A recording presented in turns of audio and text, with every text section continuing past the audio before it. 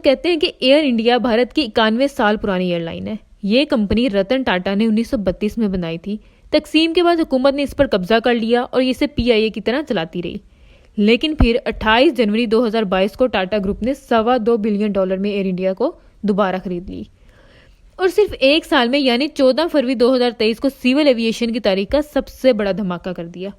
Air India ने 470 नए जहाज़ों का ऑर्डर दे दिया। इन तैयारों में 210 Airbus, 190 Boeing, 733 max, 40 Airbus, 20 Boeing और 10 बोइंग शामिल हैं।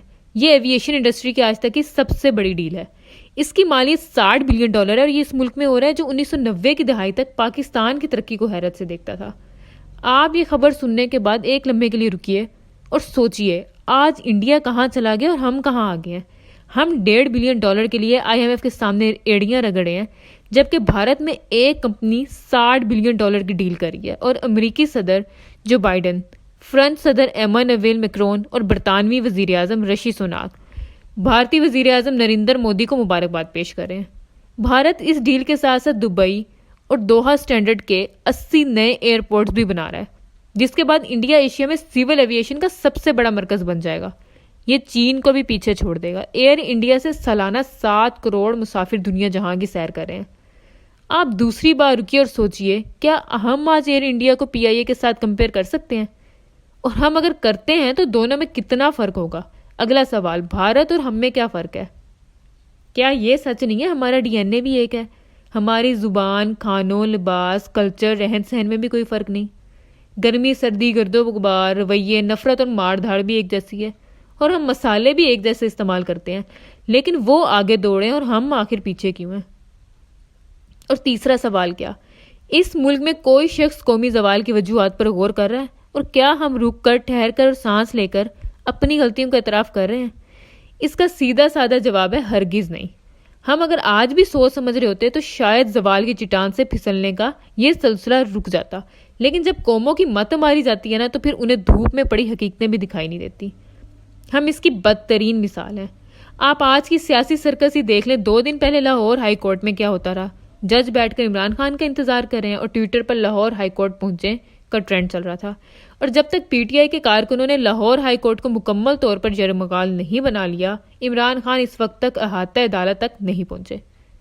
अदालत ने समझदारी का सबूत दिया, उसने इमरान खान की जमानत ले ली, वरना दूसरी सूरत में लाहौर हाई कोर्ट के खिलाफ ट्रेंड भी तैयार थे और जजों के लिए जमानत मुस्तरद होने के बाद अदालत से निकलना मुश्किल हो जाना था। एक तरफ ये ड्रामा चल रहा था और दूसरी तरफ सदर ने 9 अप्रैल का नोटिफिकेशन जारी कर दिया। इस नोटिफिकेशन ने एक नया बहरान पैदा कर दिया। हुकूमत का ख्याल है सदर सुप्रीम कोर्ट पर दबाव डाल रहे हैं ये कि आगे बढ़े, समोटो नोटिस ले और इलेक्शन कमीशन और हुकूमत को इलेक्शन कराने पर मजबूर करे। रजिस्ट्रार सुप्रीम कोर्ट ने ऐवान सदर और इलेक्शन कमीशन से खतूत की कॉपियां भी मंगवा ली। ये तो भी किसी वक्त चल जाएगी और यूं आईनी और सियासी बहरान में इजाफा हो जाएगा। और पाकिस्तान तहरीक इंसाफ ने गिरफ्तारियां देना भी शुरू कर दी हैं। उधर हुकूमत से ये माशियत नहीं चल रही। क्यों नहीं चल रही? क्योंकि ब्यूरोक्रेसी 10 माह से हाथ पर हाथ रखकर सियासी सर्कस देख रही है। सवाल ये है, क्या इस सूरत हाल में मुल्क चल सकेगा? आप ज़रा सियासी मामलात को मेज़ पर रखकर देखें।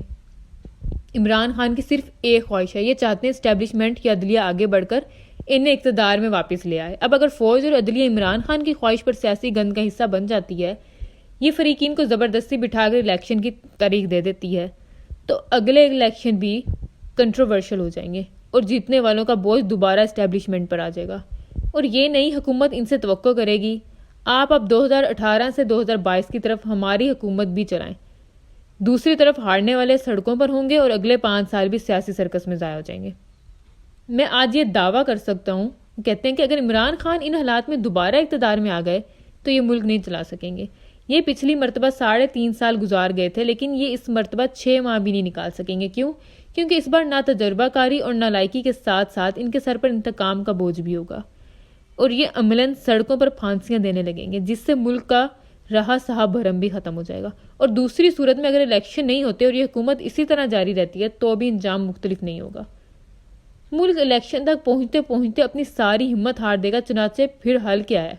इस सूरत हाल का हल सीधा और सादा है। इमरान खान, मियाँ शहबाज शरीफ, आसिफ अली जरदारी और मौलाना फजलुर रहमान इकट्ठे बैठें और किसी मुतफक्का लाहे अमल पर राजी हो जाएं। ये इलेक्शन कमीशन, माशियत और एहतसाब 4 चीज़ों पर इत्तफाक कर लें। ये लोग फैसला कर लें मुल्क में इलेक्शन सिर्फ 5 साल बाद होंगे। इलेक्शन कमीशन आज़ाद और मुतहरिक होगा और ये किसी अदारे और सियासी जमात के दबाव में फैसले नहीं करेगा। मुल्क की माशियत के चंद बड़े पैरामीटर्स भी तय कर दिए जाएं। हमने IMF के चंगल से कब आज़ाद होना है, टैक्स पॉलिसी क्या होगी, इंपोर्ट्स की इजाज़त कहाँ तक दी जाएगी और हम क्या क्या एक्सपोर्ट करेंगे। और ये फैसला भी कर लिया जाए हुकूमत किसी सियासी मुखालिफ के खिलाफ सियासी मुकदमा नहीं बनाएगी। ये लोग ये फैसले करें और मुल्क में इसके बाद इलेक्शन करा दिए जाएं और जिसकी अक्सरियत हो उसे हुकूमत बनाने और चलाने का मौका दे दिया जाए। इमरान खान कामयाब हो जाए तो उन्हें रोकने की कोशिश ना की जाए और अगर पीपल्स पार्टी, नून लीग या JUI अक्सरियत हासिल कर ले तो ये ख्वाह मौलाना फजलुर रहमान को वज़ीर आज़म बना दे, कोई इनका रास्ता न रोके। हमें मिन हैसल को ये फैसला भी करना होगा, हम अगर हुकूमतों को काम नहीं करने देंगे या अगर 5 साल अपनी धोती बचाती रहेंगे या ब्यूरोक्रेसी को अगर ये एतमाद नहीं होगा हम कल में या नहीं हैं, तो फिर ये मुल्क कैसे चलेगा। दूसरा, हम जब अदलिया से इलेक्शन, फौज से पार्लियामेंट और पुलिस से सिक्योरिटी का काम लेंगे तो भी मुल्क कैसे चलेगा। फौज का काम सरहदों की हिफाजत है, इनका काम हुकूमतें बनाना नहीं। ये अगर हुकूमत बनाए चलाए और गिराएगी तो सिक्योरिटी का काम कौन करेगा। पुलिस का काम जराइम रोकना और मुजरिमों को कैफर किरदार तक पहुंचाना है। ये अगर सारा दिन जुलूस कंट्रोल करेगी और VIP मूवमेंट पर लगी रहेगी तो पुलिस का काम कौन करेगा। और इसी तरह अगर हमारी सड़कें महफूज नहीं होंगी, कोई उठेगा और सड़कें बंद करके बैठ जाएगा तो फिर लोग दफ्तर, फैक्ट्री, मिल, स्कूल, अस्पताल और मार्केट कैसे जाएंगे। और अगर लोग काम पर नहीं जा सकेंगे तो फिर मुल्क कैसे चलेगा और बेरोजगारी और गुर्बत कैसे ख़त्म होगी। चनाचे अक्ल को हाथ मारें, खुदा को याद करें और मुल्क की फ़िक्र करें। ये मुल्क इस सर्कस में ज़्यादा देर नहीं चल सकेगा। आप लोग सियासतदान हैं और सियासतदानों का काम मुल्क चलाना होता है, मुल्क बर्बाद करना नहीं होता। इमरान खान बेशक पूरी दुनिया की जेलें भर दें या हुकूमत ख्वाम ख्वाह पूरी PTI को गिरफ्तार करके जेलों में डाल दें, लेकिन इससे मसला हल नहीं होगा, बहरान ख़त्म नहीं होगा। बहरान और मसाइल का सिर्फ एक ही हल है और वो है अपोजिशन और हुकूमत के दरमियान डायलॉग। आप आज बैठ जाएंगे तो सब बच जाएंगे, नहीं बैठेंगे तो कल आपको मुल्क के मलबे पर बैठना होगा या फिर टैंक के सामने लेटना होगा।